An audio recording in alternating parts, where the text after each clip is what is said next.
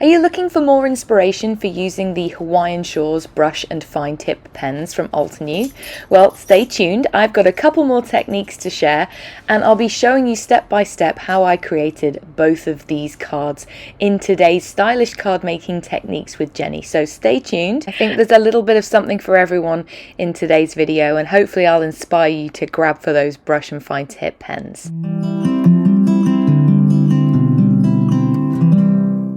Hi guys, it's Jenny. Welcome back to another stylish card making techniques video. As I said, I'm featuring the brush and fine tip pens. These are the Hawaiian Shores set, and they've got some really good primary colours in here. This is a quick look at the colours you get. So they run the gamut from purple, blue, greens, yellows, oranges, and red, and then there's a couple of neutrals, a grey and a black in there as well. And they have got a brush marker end, which is it's a one piece, so it's not sort of like an actual brush. It's very flexible, and then on the other end is a fine tip, which is good for adding detail. They're water soluble, so you can also use them for watercoloring techniques as well, which is what I'm going to share with you in my video today. So I'm using the Scalloped Ornaments stamp set, and the beauty of the stamp set for this technique is that it has some solid stamps in it. So this technique is really good for using with solid stamps, and I like this set particularly as well because it has a fine outline, so I can fill it in, but I can fill it in using those solid stamps. So I'm first off going to stamp down the outline images. I've got a panel of hot press watercolor cardstock here. I find it's good for still holding water, but you don't lose too much of the detail when you stamp with water-based techniques like this one today. And I'm going to stamp down twice with jet black crisp dye ink, and do make sure that it is fully dry before you start watercoloring, or you'll see, as I do on my first stamping, that it does bleed a little bit, but usually I use it for watercoloring. So I'm going to fill in my images with the stamps that come in the set, and there is also a layering stencil or colouring stencil that goes with this stamp set as well, but we're not going to be using that today. So I'm lining up my stamp with my Misty, and then I'm going to pick my colours. I'm going to go with a blue and purple sort of colour scheme for this first floral. And the beauty of these markers is, yes, I'm going to colour in that stamp all over with my lightest colour. And you might think, well, why don't you just use an ink pad? Well, I could absolutely use an ink pad, but the beauty of these is that you can focus colour in certain areas. So I'm going to come back in now with Persian blue, that first one was turquoise, and I'm going to only colour in some of this stamp. This is very tough to do with an ink pad, especially a curved ink pad. I don't know how you would do it. You would need to use an ink dauber or something like that. And so the beauty of these brush markers is that you can just paint directly onto those stamps. And then because we're using hot press watercolor cardstock, I can give it a couple of spritzes with the fine mister, stamp it down, let that water soak in and sort of wick out a little bit, and then lift up the Misty door, and you get some of the dark blue mixing with that lighter blue and giving you a kind of a watercolor effect. And when it dries, you can really see it when I give you a close-up. Now I'm going to leave the stamp in place, and this time I'm going to come back in with that purple. I'm going to deepen up the contrast here and there by colouring in some of those areas where those sort of scalloped areas sort of meet in the base.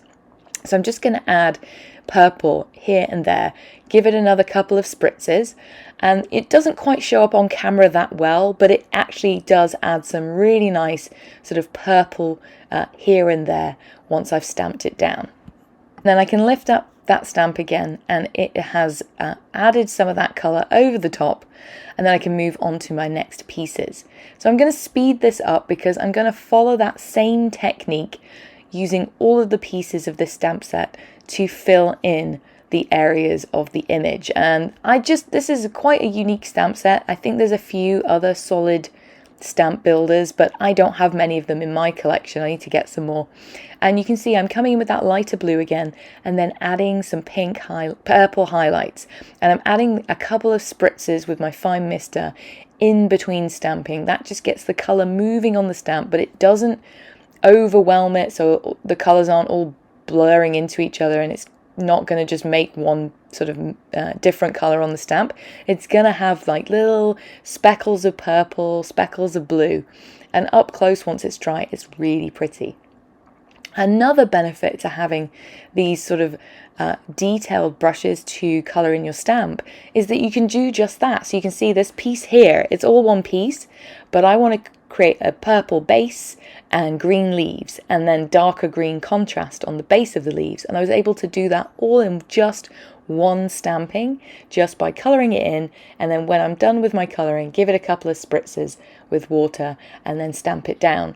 And you saw there as well, I went back in and added some more dark green. I wanted to deepen that contrast and then stamped it down again. And because I was quite quick in doing so, I could stamp it down without adding any more spritzes.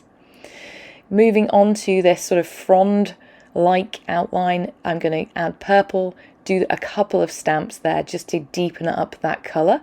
And then I'm going to come in with the filler and add the blue again. And so I can just colour it all in, and you can play around, you can have fun. You don't have to colour it in all solid. You can add stripes, you could add dots here and there. So it's just as much as you want to play around with. And I had a lot of fun with this builder stamp, and I thought I was getting some peacock-esque vibes with my colour scheme, so I thought I'd come in with that central piece and use the Enchanting Gold Pigment Ink just up the centre. Thought that went really well with the purples and blues. Now I've flipped around my cardstock here, and I'm going to choose a completely different colour scheme. Just want to show you all, most of the colours in the Hawaiian Shores set.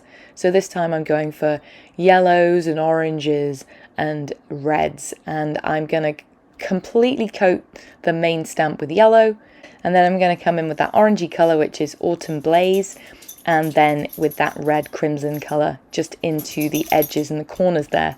And sorry for that jangling in the background, my dog's just come in to say hello. His name is Garrus. Hey Garrus. He's looking at me while I do my voiceover.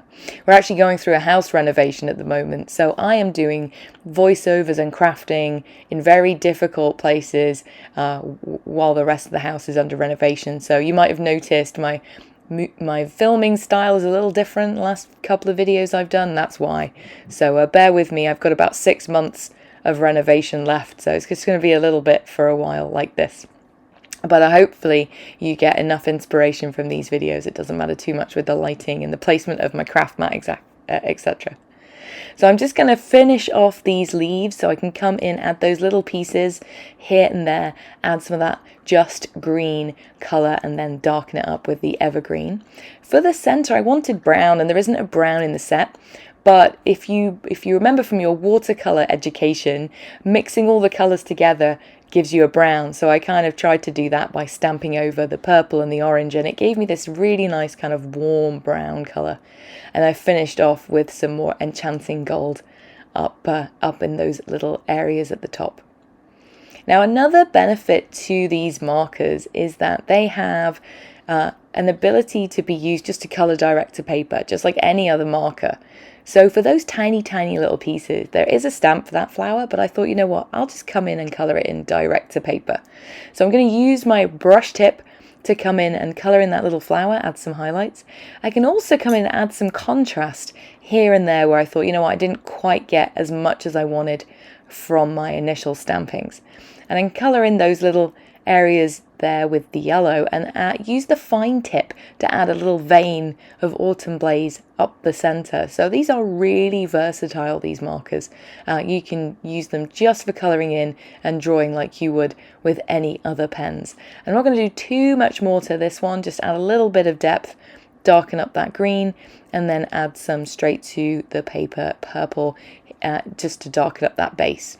And I thought, you know what, I'm going to carry on with the gold theme. So I grabbed my gold gel pen and just added a few touches here and there. Now I can use the coordinating dies to die cut these out. It does leave a white border around the outside edge. And I'm going to use my satin masking tape from Altenew to secure it in place and run it through my die cutting machine.